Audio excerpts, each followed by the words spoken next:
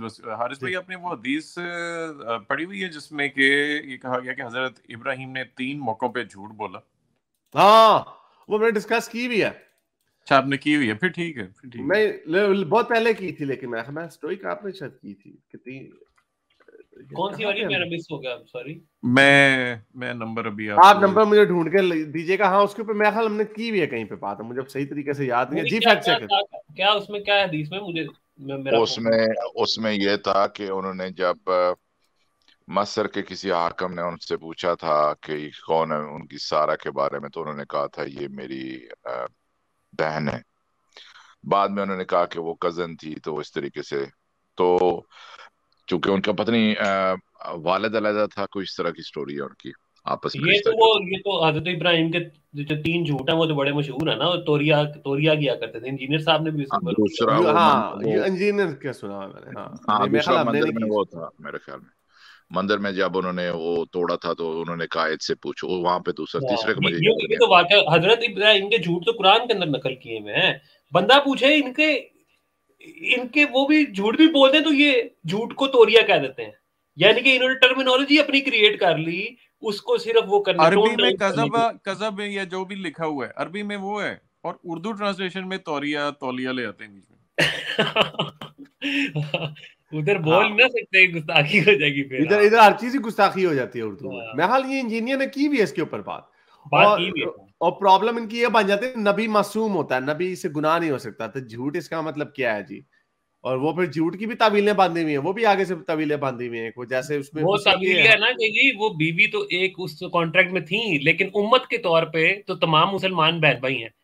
इस तरह की बोंगी तो जितनी मर्जी मरवा ले, वो तो कोई भी बात, वो तो दीन में बहन है ना, दीन में तो बीवी भी बहन है। अच्छा, ये बड़ा बनता है ना अपना मिर्जा मोहम्मद अली, इससे बोलना है जरा तर्जुमा करना ना, वो वजदक ضालन फहादा, इसका तर्जुमा कर दे जरा। इसका क्या नहीं तर्जुमा? कर सके? नहीं, नहीं, और वो आप कर दे, वो कर दे, वो इसमें नहीं, मैंने सुना वो डंडी मारी उसने, मैंने सुना है। उसने नहीं कहा और आपको गुमराह पाया और हमने हदायत दी, उसने नहीं, उसने ये तर्जुमा किया, मैंने खुद सुना है उसे। करके दिखाए ना बरेलवी, उसको छोड़ेंगे ये तर्जुमा। हालांकि दूसरी जगहों पे वलद्दालीन आता है, वदल्ला सबीला, जहां पे ये वर्ड आया है गुमराह का ही आया है। अब वो कहते हैं नबी कैसे गुमराह हो सकता है। वो आया ना आखिर वाली छोटी, वो आयत है छोटी सी यार, सूरह है क्या, वो वजदन फहदा, वो उसका इस तरह आयत आती है ना कि हम, और वो वजदा का, और तुमको पाया गुमराह और पस हदायत दी, या तो उस आयत का तर्जुमा इन सारे फेर फूर के चक्कर देते हैं, इनके मुंह से ये नहीं निकलता कि हमने गुमराह पाया और हमने हदायत दी।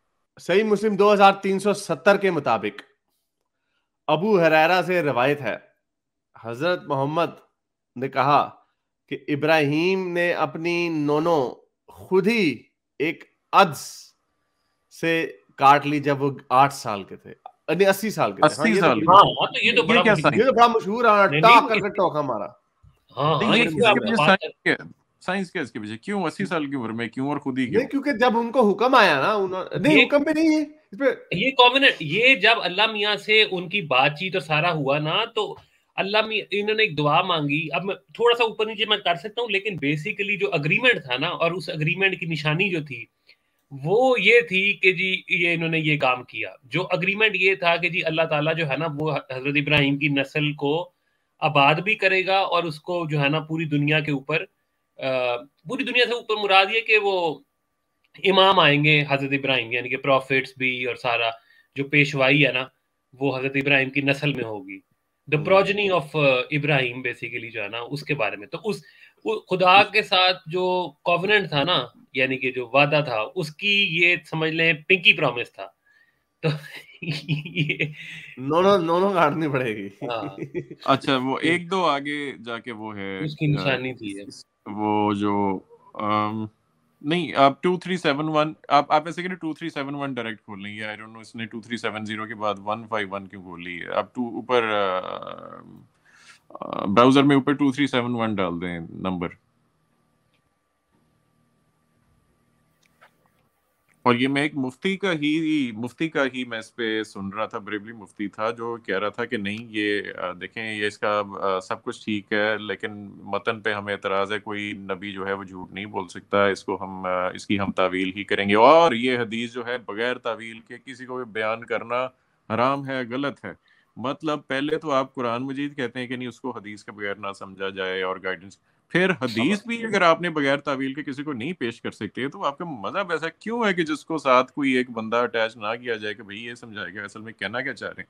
तो ये इतनी ही अकल आ जानी चाहिए कि आपकी तावील चाहिए, आपकी खुदा की नबी की सुन्नत और उनके अहकामात के लिए भी तावील ही चाहिए दूसरे इंसानों की, फिर जाहिर है वो इंसानी ही कलाम है। तो ये इसमें बेसिकली बहुत लंबी हदीस है, बट क्लियरली लिखा हुआ है कि उन्होंने 3 मौकों पे झूठ बोले, 2 लिखा हुआ है अल्लाह की तरफ से और 1 वैसे खुद ही।